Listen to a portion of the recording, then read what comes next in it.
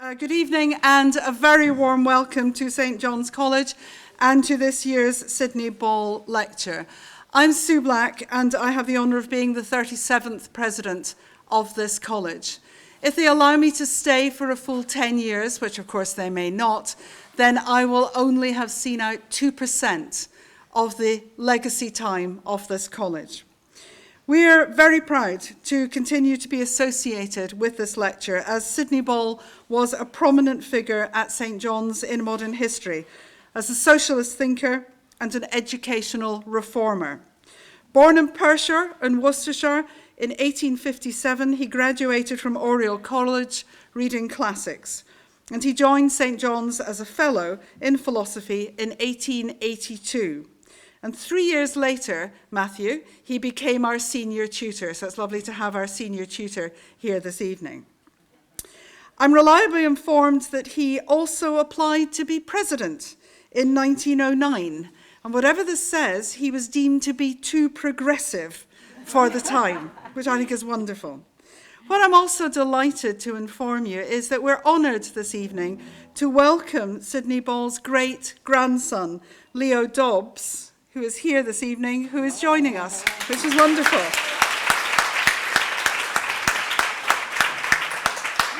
Thank you, Leo. It's such an honour to have you with us this evening. In 1883, Sidney Ball was one of the founder members of the Toynbee Hall, and in 1895 he became a founding member of the Oxford University Fabian Society, an offshoot of the Fabian Society in London, which is Britain's oldest political think tank.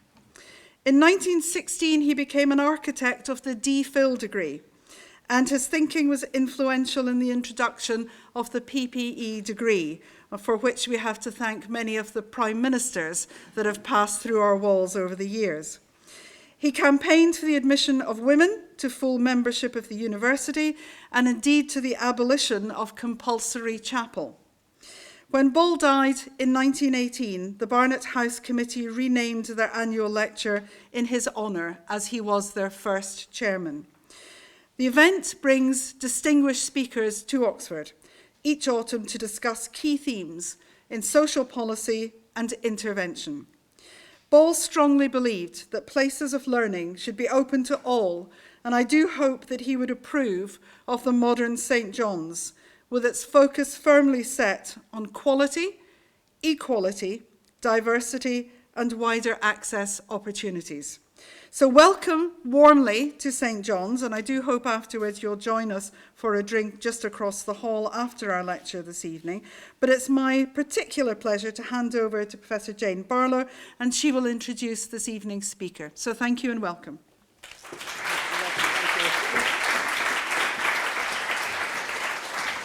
Thank you all very much for coming. I too would like to wish you a very warm welcome to this, I think, the 116th. I keep trying to count and losing track as I go down the page. So I'm not completely sure that it's 116, but thereabouts. So I wanted to start by saying a very big thank you this evening to Professor Dame Sue Black. Thank you very much for hosting us again in this lavish college and building, and for entertaining us so well in terms of the drinks and food that you'll be providing afterwards. I also want to say thank you to Amanda and to Simon and to our Connected Communications team, who've done such a fantastic job in pulling all of this together for us again. So thank you all very much. It's very much appreciated, all the behind the scenes work that you do. And I think this probably means that I owe Simon another whiskey. So before I introduce our speaker today, I just wanted to start by saying something very briefly, really, about the Department of Social Policy and Intervention. As was mentioned earlier, DSPI, as we are popularly known, had its origins in Barnet House.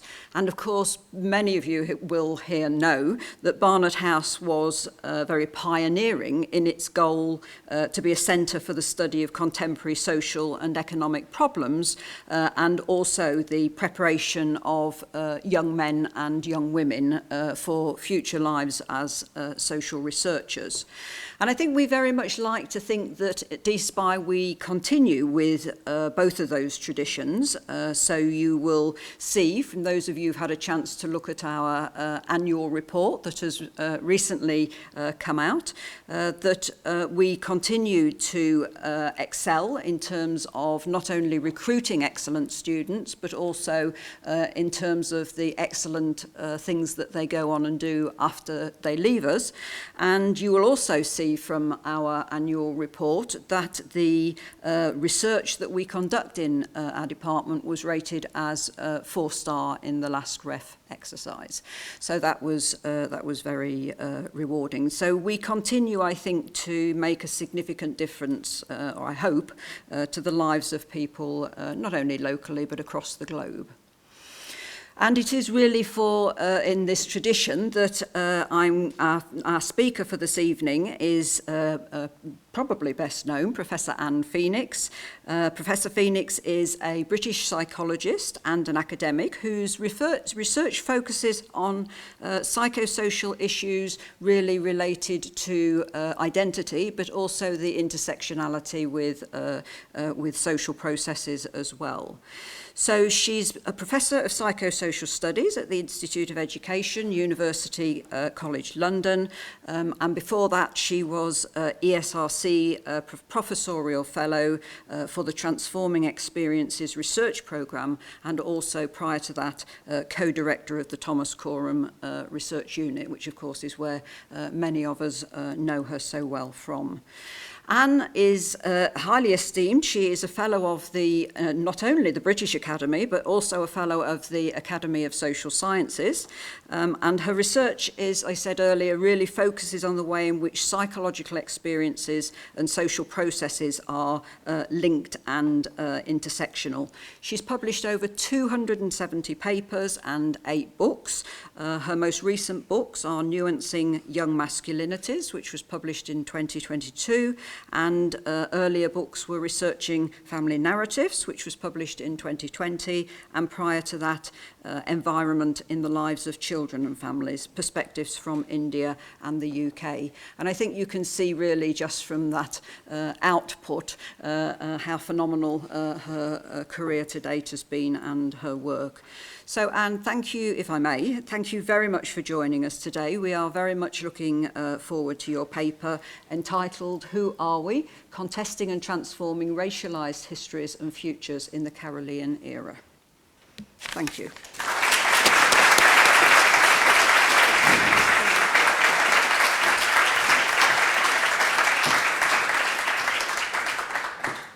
Well, it's a real pleasure to be here. And thanks to Professor Barlow for such a warm welcome. And I'm particularly delighted to have been invited to do this Sidney Ball Memorial Lecture, because I think that there are some things that are really very relevant that I'd like to celebrate. And already Dame Sue Black mentioned some of the things that he achieved. But I think one of the things that we can celebrate very much is his commitment to policy around inequities.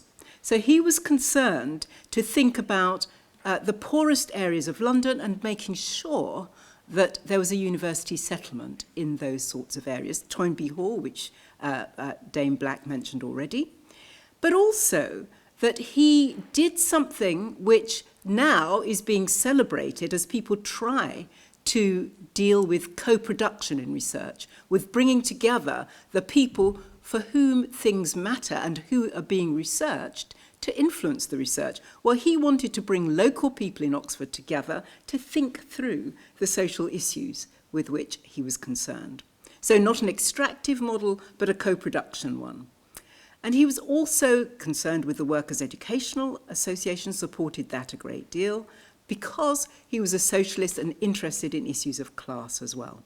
So helping to start off Barnet House, which really didn't sort of get going for quite a while, as a full part of the university, but which he was important in doing, helped to think about social and economic problems and how to deal with them in a prestigious university with local people as well involved. And another element was supporting refugees from Europe, something that the university continues to be involved with through the campaign for at-risk academics and thinking about people from Syria. Only a couple of weeks ago, I chaired some sessions for Ukrainian academics, some of whom are from Oxford. And so certainly very fitting that we should think about him. But what I want to do in the spirit of Sidney Ball is not to just talk about a piece of my research, but really to set up an argument that I hope you can argue with me about and think about for why it is so important to look at our current times, the Carolean age as we are now in, and think about the upheavals and the ways in which things like COVID, things like George Floyd's murder and the resurgence of Black Lives Matter and so on, really need to be thought of in terms of intersectionality, looking at the ways in which social class, racialisation, gender all come together to mean that if we want to understand them, we have to think in new ways. And one of the ways we have to think about these issues is to do with our identities. Our identities and the stories that we tell being central to understanding social disjunctions. So narratives are key to our own understandings and to being able to develop policy that works. And I want to spend a little bit more time on thinking about hauntology, perhaps because many people won't have heard of it, but yet it's a growing area in the social sciences and humanities because so many people recognize that histories haunt contemporary social issues, and I'll be focusing particularly in this instance on histories of racialisation, but other histories also haunt, and of course, racialisation is always intersectional. And I want to end by thinking about the notion of co-hoping, which Hassan Haj has really brought to the fore, but I think is a very important one if we are to develop social policy that makes sense, that matters, that makes a difference, and so on. And what I want to argue, first of all, is the intersectionality point I've already made. No one social category to which we belong can explain differences. And so we need to think intersectionally. And more people are, but we need to bring it more into social policy, I think. And to show some of the ways in which upheavals, social disruptions, help to make some things that were not heard, not said before, sayable and hearable. Because there are many things in societies that are not sayable, that people, and if they're said, that people can't hear because the time's not right. But upheaval, social disruptions really help to shift that. So they're potentially transformative. And also disjunctions bring histories to life in new ways. So that's why we get different sorts of contestations coming to the fore, and also the link between the past, the present, and the futures that we want to make. But overall, I want to argue that unless we understand ourselves as collectivities, shifting and different sorts of collectivities, unless we think about we rather than only individuals, we also don't make a difference. So really making a difference around inequities and changing things requires thinking about social identities as well. And I hope that those points will come over. If at the end you say to me, well, you said you were going to make those arguments and I didn't hear any of them, we can discuss it further later. But I hope at least some will come over. So first of all, thinking about the unexpected transformational conjunctions, as I've called them, the upheavals and shifts in identities that I think make our time so interesting. And these are all different things that come together that have shifted the ways in which people identify, think, and understand society. And I haven't even put on here, as part of the end of the Elizabethan era and start of the Carolean era, the fact that we're living in a period where there's more poverty than previously. I mean, that's taken for granted. But we've had issues around climate and climate change and climate activism. We've had the pandemic, which is not over, and of course will continue through autumn and winter. We've had the resurgence of Black Lives Matter and its resonances, so that even though people are not talking about that in the same way anymore, the resonances are still important. We've had so many conflicts and wars since the period of Sidney Ball. And of course, we're thinking about Ukraine now, but there's never not been some war somewhere in the world. And then also the Me Too era, because we see more and more in different professions and so on, in the streets and so on, that there are there's sexual exploitation, there's harassment and so on. And it shifted thinking as well. And what does it mean in the world to have moved from having a long reigning monarch to a new one? What difference does that make? And around the world, people are asking the question as well. So the first thing that I want to very briefly say is that understanding the pandemic required understanding ourselves as we, understanding collectivities, and understanding, therefore, intersectionality. And many people started off saying about the pandemic, we're all in the same boat. But fairly soon, people began to say, well, we're all in the same storm, but we're not in the same boat. People are in very different boats. There's inequities.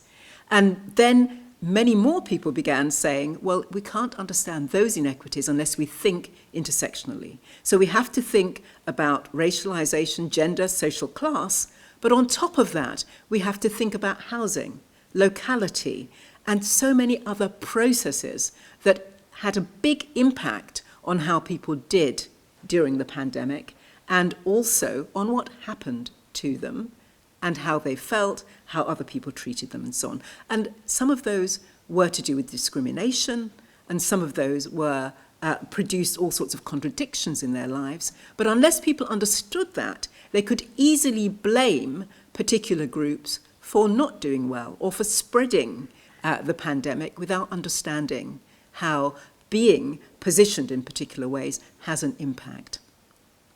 So many people talked about a web of intersecting factors, and that we needed really to think in complex ways about intersectionality to understand just one issue, the pandemic, never mind the other things identified. So that was really brief. The next thing I wanted to talk about are the ways in which identities and contestations about identities and the stories that we tell are all important to understanding the period in which we're living through. And perhaps surprisingly, I want to start again with Sidney Ball and with something that he wrote, which was a review piece, which I think is brilliant for being excoriating and elegantly excoriating.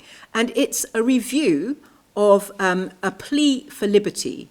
And he's critiquing it, and particularly critiquing the introduction, which was written by Herbert Spencer. And he says, many questionable things have been said and done in the name of liberty, but for offences against good sense, good argument, and good manners, it would be difficult to go further than this rambling and voluminous plea. It is not only individualism naked and unashamed, but out of temper and run mad. Well, I hope nobody ever says quite that about my work. But anyway, I think you can see he didn't like it. And one of the things that he says is that, the practical lessons of the plea for liberty seems to be there is a liberty with which the state may reasonably interfere, and that's with the liberty of the discontented. So in other words, people who are not in good positions, and for the sake of the liberty of the contented. So for those who already have, that it seems that the state could interfere to give them more, but actually that this publication was suggesting that those who were discontented, who didn't have much, the state should not intervene. Social policy should not be such that they were helped. And he ends up by saying that, that every individual needs to understand that they're equally means and equally ends, and so that they recognise that they're both about doing and having, and that the state should be seen as not as a least common bond, but as the highest of human achievements, being nothing else than society organised for the attainment of the common good. And I think what's interesting about what he had to say is, first of all, that in order to make social change, one has to be passionate about values. They have to matter. So commitments, and those commitments came from his socialist politics in this instance. But whatever the politics, for getting rid of inequities. And he was also concerned with a collectivist vision, something that I think is really important. His ontology was about the collective and about equality. So humans as people who should be equal and should work collectively for the common good. He was very against individualism. He also was contesting about identities in society. How should we see ourselves? And those contestations are part of the world at the moment. They are important. So to see him do this passionately is important.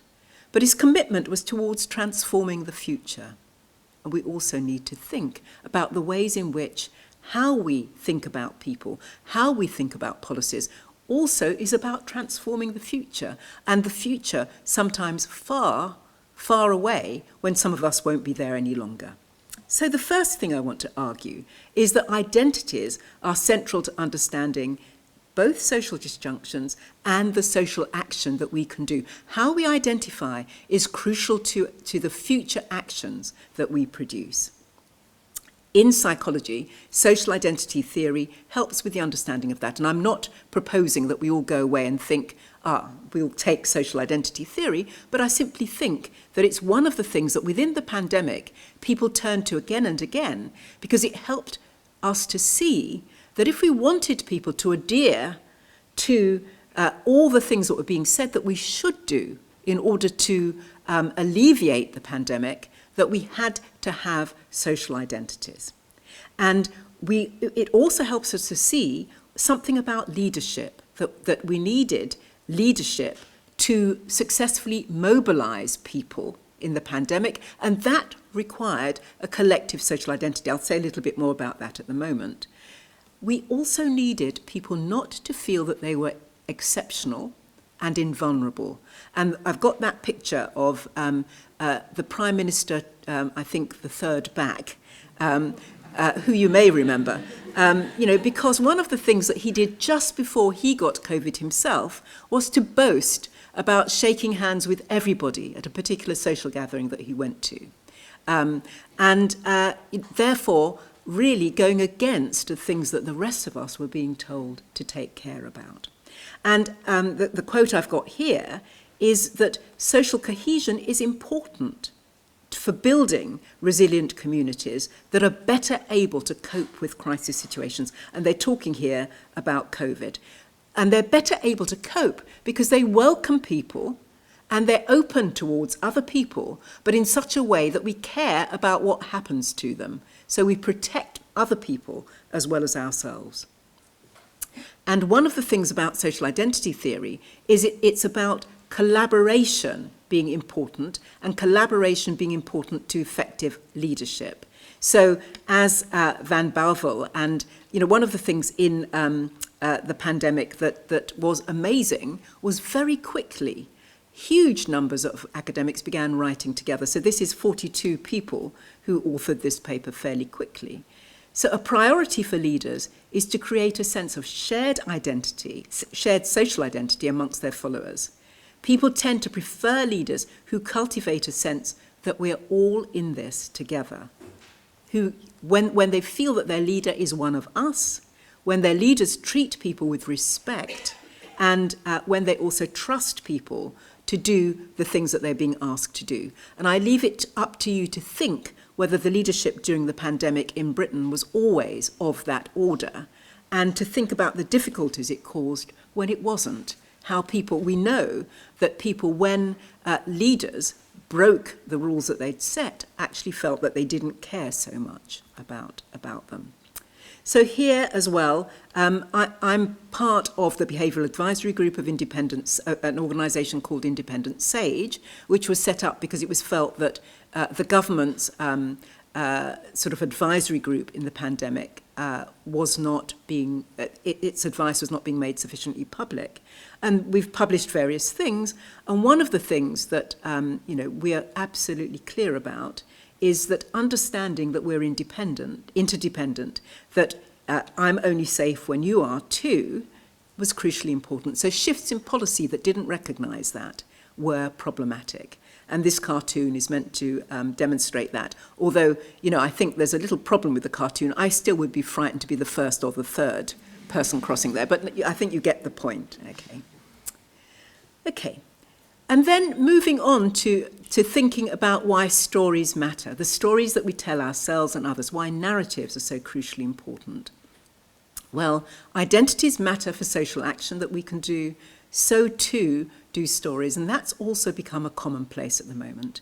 And one of the things that narrative scholars talk about is that narratives are told in the present, often about the past, but always with an eye to the future, always with anticipation to the future. And I don't mean that we're always thinking, well, how will that do? It's not that conscious. But the things that we pick out for telling, the things that we hear are linked past, present, and future. And also we can't understand all sorts of things without storying them. Even if we're storying them through statistics, we need a story in order to understand world events, identities, and so on. So transformation also requires shifts in the stories that we tell. As Molly Andrews suggests, our narrative imagination really matters. And we understand things differently. We also change the past. And I don't mean, of course, that the past literally changes, but we can only apprehend the past through the stories that we understand, and those shift all the time as we understand them differently. And indeed, national stories shift as much as individual stories. So Mick Billig, who's a social psychologist, talks about the ways in which, he's a discourse analyst, when apartheid ended in South Africa, that people began to control their talk, white people in particular. There were things that could no longer be said. And it doesn't take long until certain things become unthinkable, and there's a shift in identities as well.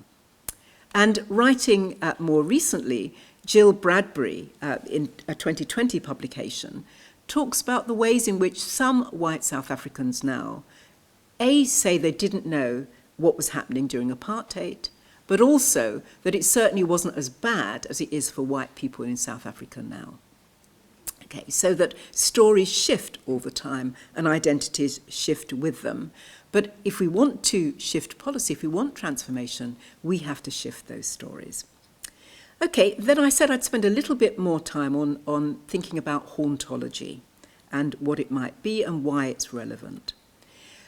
The word hauntology was one that came from Jacques Derrida in 1993, but he really didn't develop it terribly much. And he talked about it as being about nostalgia for lost futures and about haunting and ontology and putting those together. And as Colin Davis says, across generations, traumas that are not disclosed, that are not dealt with, actually disturb the lives of descendants, even and especially if those descendants know nothing about the causes. And I think most work has probably been done on this around the Holocaust and the ways in which Holocaust survivors, who may never have said anything to their children and grandchildren, nonetheless, those histories play through the everyday and are passed down in ways that are haunting. And as Avery Gordon suggests, those consciousness, if it becomes conscious, the things that are haunting from the past, it also impels future action. And Jill Bradbury, again, a South African psychologist, says, where past traumas are unspoken because they're unspeakable, they continue to haunt the present, creating a perpetual, inescapable state of melancholia. And that is something that has been said a great deal already. Paul Gilroy, who's a sociologist, well, actually, he also is a literature scholar, has talked about the way that post-colonial melancholia comes from denying the impact of slavery and the losses that would have to be addressed in societies like the USA, like the UK, if they were really acknowledged, if it was acknowledged what slavery did to build those societies and what it meant for the people who were enslaved and so on. So he says that it causes a melancholia, which he calls post-colonial. Jane Flax, who's a white feminist psychoanalyst, says that denial, which is so much a lot of effort goes into keeping the denial, maintaining it, that it leads to sometimes paralyzing wishes to magically erase the living past, rather than engage in the arduous processes of realistically facing its effects and constructing practices to ameliorate them. And more people are beginning to draw on Christina Sharp's work in the wake. And she wants to think, about the metaphor of the wake of enslavement, what impact it's had down the generations, and think about the afterlife of slavery and how it's played, in her case, in the US society, and the metaphors and the materiality of the wake of enslavement. And as Toni Morrison, the novelist, now dead of course, said, slavery is the shadow at the heart of the American dream. And she also wrote about, when you're thinking, for example, about literature and so on, what kind of effort must it take to keep, for example, black people out of novels when it's a society seething with their presence, as she says. Okay. But what I want to argue is that those histories that haunt society erupt at times of transformation.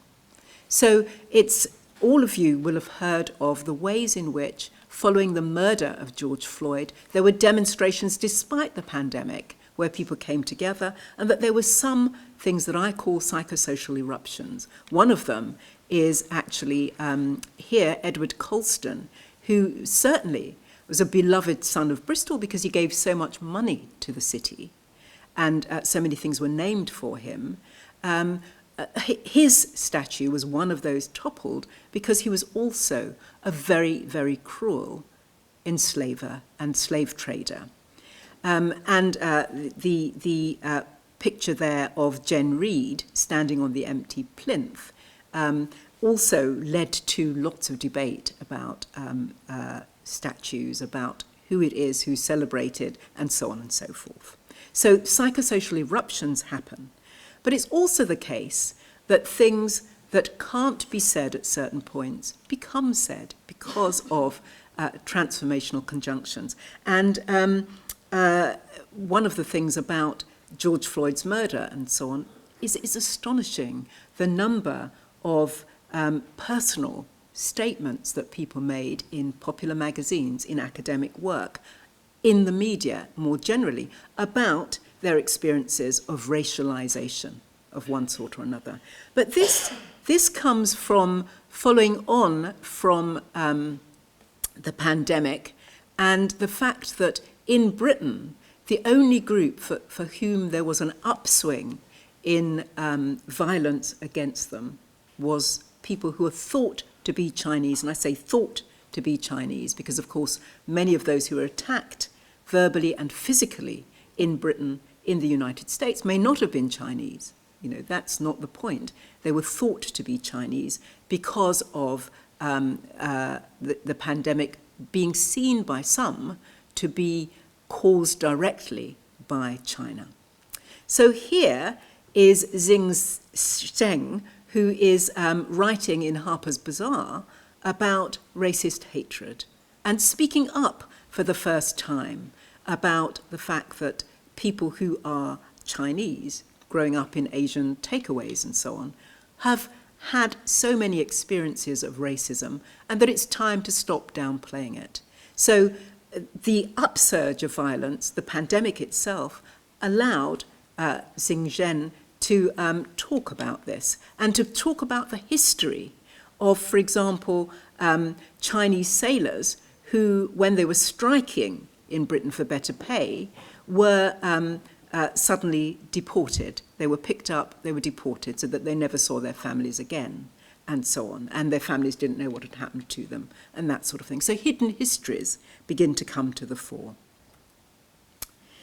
And it's also histories of injustice that haunt the present, that become talked about in different ways. So during the pandemic, some of you may have seen this BBC One documentary, Subnormal, A British Scandal, which talked about the ways in which it was known by the London Education Authority that many of the West Indian, so in other words, the African Caribbean children who were put in schools for the educationally subnormal, as they were called then, in the 60s and 70s, were not educationally subnormal.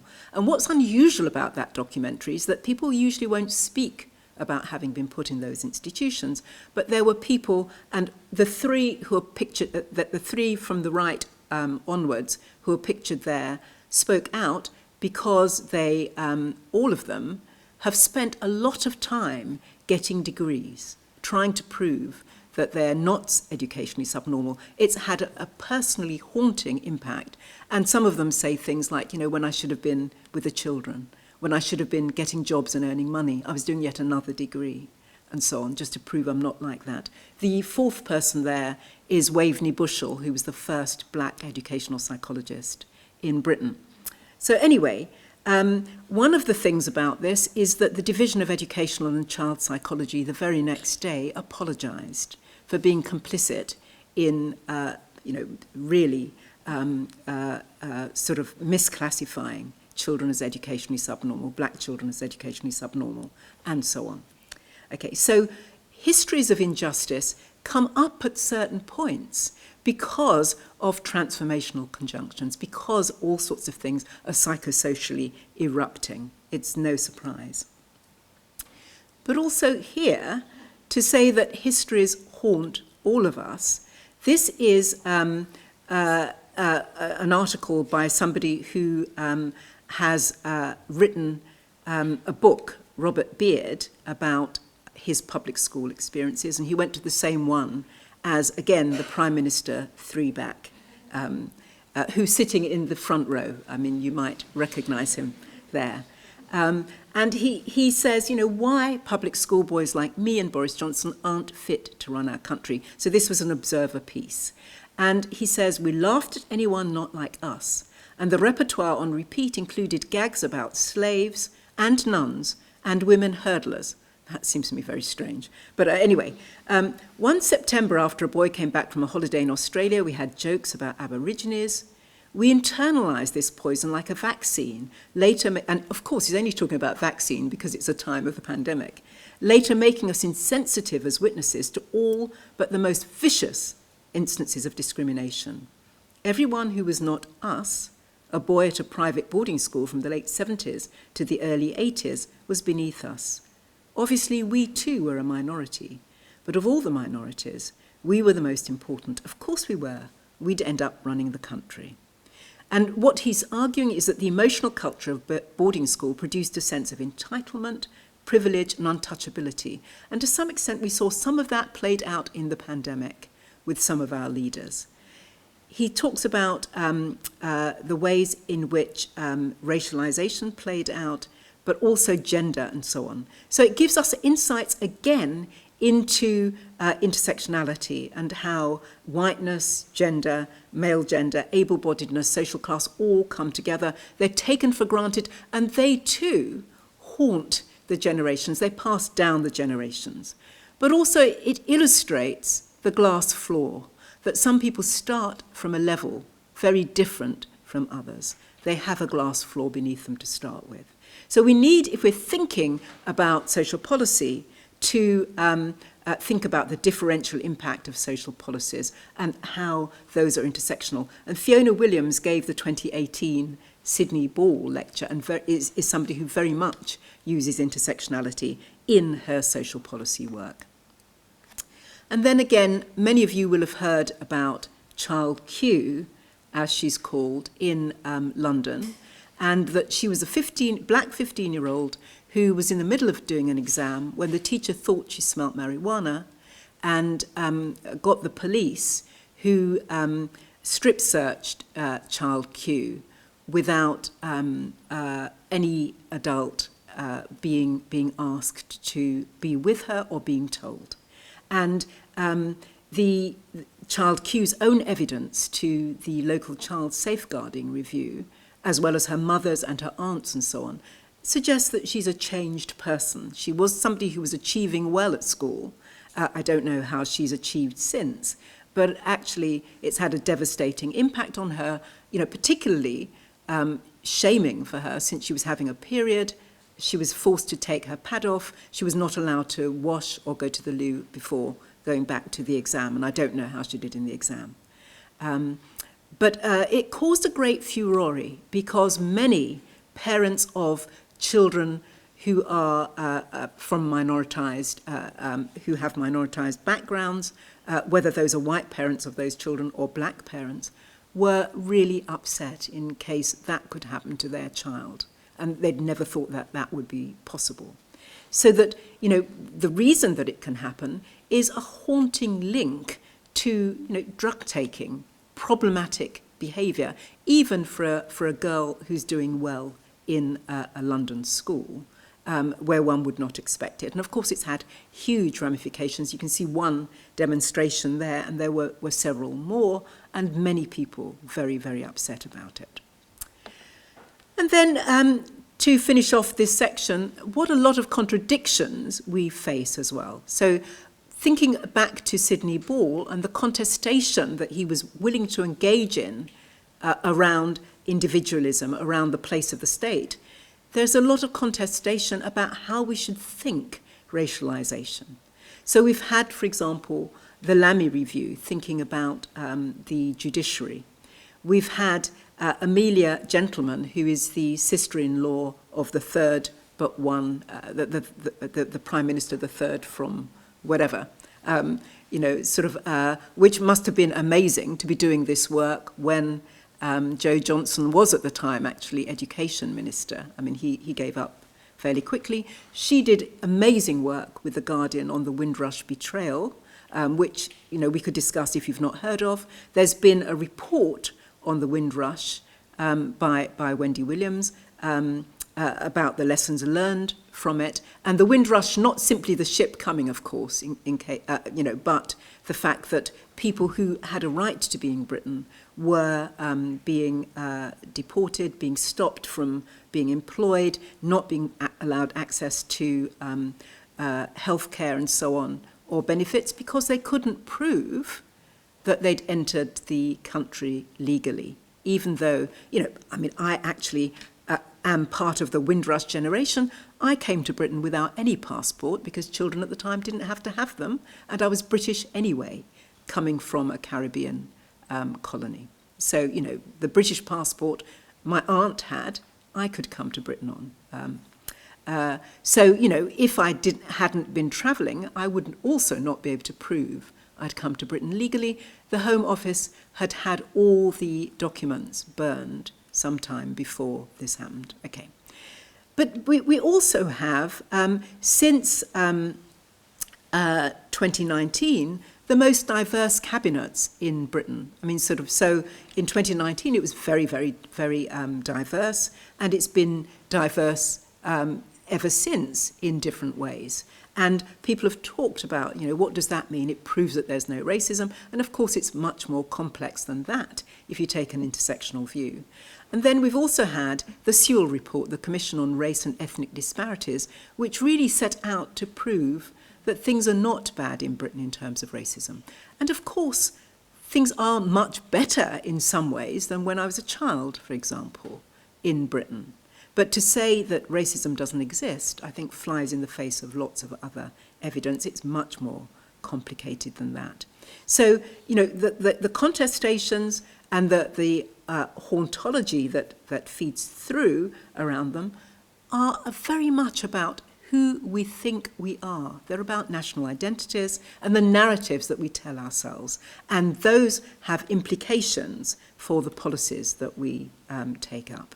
So moving on to the last part of the talk, and thinking about co-hoping in devising successful policies.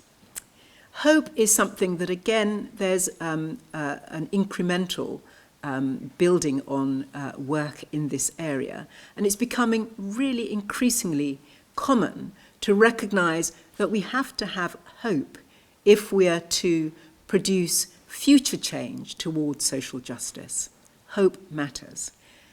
But that hope is not just something airy-fairy, that, as Les Back says, it's future-oriented, but it has to be rooted in the present. In other words, it has to be realistic for it to be hope, rather than simply an imagined fairy tale or whatever.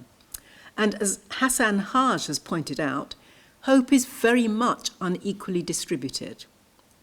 Now, since people think of hope as something individual, that might seem strange. But as Haj is pointing out, hope is not just an individual issue, it's certainly socio-structural. If you have a glass floor, the things that you can hope for are vastly different than if you are unable to eat more than one meal a day when you're at school. As Haj also says, what we need for change is co-hoping. We need to hope with others rather than at their expense. And I think that it's perfectly possible. And taking the Ukrainian example, this is a really nice example of how we can encourage hope in people who are migrating to Britain and hope for the society around them as well. So here, welcome on the blackboard to children coming from Ukraine following the Russian invasion. And all of that helps us to reimagine equalities and belonging and address precarity while promoting social justice and hope all at once, rather than the way that some other migrants are treated. This, I think, is a model way of treating children who've arrived in Britain. But inequities in hope. And this, some of you may have seen this photograph. It's during the campaign for school lunches, which footballers and others were waging over the last few years. The government appointed companies to deliver food to children at home. And this is what one mother had delivered for her child for 10 days. That's all the food that was delivered. And it actually, when she totted up what it cost, it's much less than the government was giving for each child. But also, it's certainly, I don't know what you think, but that doesn't look to me like 10 days' food for anybody. The mother photographed it and made it public. And when her child asked what she was doing and she explained, she said that he looked very, very sad. And I think that, it says something that we sadden children rather than give them hope. It's one of the ways in which there's inequities in fair necessities and therefore opportunities and hope. So unequal hopes for children are not only unequal between children, but it suggests that those living in poverty are treated very differently in terms of their aspirations by the providers, by the people who are going to make money from delivering that food, that they don't see themselves as co-hoping, but really hoping against the needs of those children. But it's also in a context where there's socio-cultural and socio-structural acceptance that food poverty is acceptable. And also not recognising that hope for the future is damaged by treating children in that way. And I'm going to say a little bit more about that in a moment. So we have to think intersectionally. Here there's age, generation, histories, place and time all intersecting. And one of the things that Richard Wilkinson said at the launch of the Fairness Foundation a couple of weeks ago that I very much agree with: we'll never sort this out if we also only think that children are the only ones who need to eat. And I've always felt, how is it that, there's such a fuss about feeding children and it takes so much effort to get food delivered to them, and we don't think that the adults who are going without food around them also should be fed. And it is a real problem. Okay.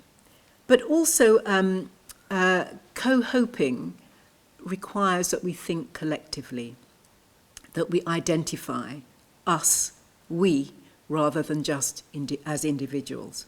And this picture, which some of you may have seen, is one that was taken at Davos. And the black woman, she's 24, she was younger then, 22. On the left, Vanessa Nakate is a Ugandan climate activist. She's very active. When this picture was taken and went into many, many papers, the one thing that happened with it was that Vanessa Nakate was cut out. In this case, in this instance, many people complained about it. And she says here, as much as this incident has hurt me personally, I'm glad because it's brought more attention to activists in Africa. Maybe media will start paying attention to us, not just when we're victims of climate tragedies. And, many other people have spoken about it, including, of course, Greta Thunberg. But Margolin here, who was a co-founder of something called Zero Hero, who's a white Latina, said she understood that she'd often towed a line between inclusion and exclusion. She recalled instances when she was both the white girl left in a photo or the Latina left out. And she says, Nakate's experience made me reflect on the conferences where the picture didn't include the dark-skinned activists next to me. And I realise now that I should have spoken up. Okay, so the point being that collective identification, seeing ourselves as us, as we, has an impact on the possibilities for change and the strength, for example, of climate change action. And Vanessa Nakate here, speaking on Women's Hour a couple of weeks ago, says, when you come from a community that's on the front line of the climate crisis, hope becomes a choice. You must hope if your community is to survive, And for me, going to COP, I must be hopeful because that's where I find the strength to speak up and advocate with fellow activists about the issues that are affecting our lives. And I think that's a nice example of why co-hoping matters so much. But also thinking about shifting stories leading to historical turning points as well as personal hope. And here is somebody talking about Black Lives Matter and saying that the protests undoubtedly marked a historical turning point in how the nation views issues of race. And, what's become clearer to me through the revitalisation of Black Lives Matter movements in the UK and across the world is the growing awareness of issues faced by black communities everywhere, an awareness by those who sit at every level of society. Okay? And that gives hope. That really gives hope that things will change. And I wanted to also have Beveridge here because Beveridge, who was one of the architects of the welfare state, talks about principles of recommendations for social insurance and allied services.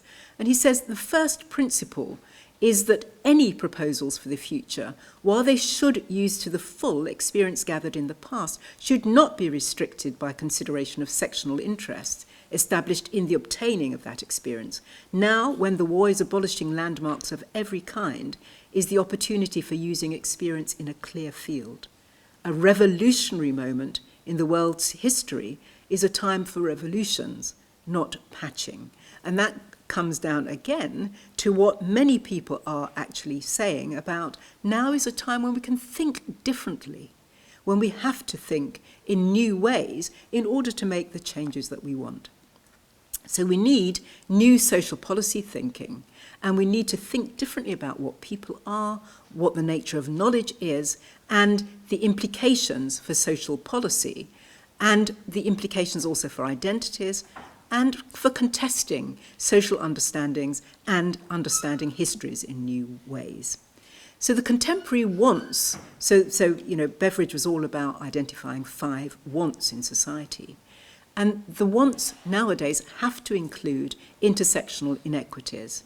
They have to include difficult conversations, the contestations that Sidney Ball was clearly so very willing to have. And they have to be multi-sided in education, health, employment, thinking about housing and homes. They have to be historically engaged and future-oriented as well. And we have to face the challenge of simultaneously addressing all those things intersectionally rather than treating people as if they only belong to one category. And what that does is always ending up taking white middle-class men as the norm against which everybody else is measured and all things are measured. So many people, in talking about building back better the future, say that really we have to do different. We have to reset if we were to address the deep systemic vulnerabilities the pandemic, for example, has exposed, and that's Bakker and Ellington. Or Gloria Ladson-Billings, who's a US, the first 2 economists, she's an educationist. People keep saying, we just need to get back to normal. Going back to normal for the kids who are most vulnerable is not a solution, because normal was where the problem was. I've looked at a major disruption in schooling, which is World War II for places like Japan and Italy. Japan totally redid their school system when they came back, totally. Okay? And Arundhati Roy, who is a novelist and activist in India, says, nothing could be worse than a return to normality. Historically, pandemics have forced humans to break with the past and imagine their world anew.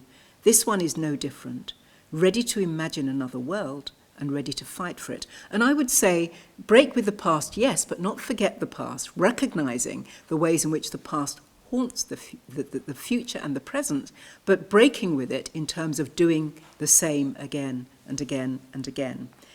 And I said that I would come back to thinking about the issue of co-hoping and children, and I had meant to put in a slide which was about people talking, including, in fact, Stephen Ball, who I assume is no relation to Sidney Ball, but talking about the way in which, as post-war babies, that being given things like free orange juice by the state led them to think that they mattered, that the future mattered, and that they mattered in it, and gave them hope.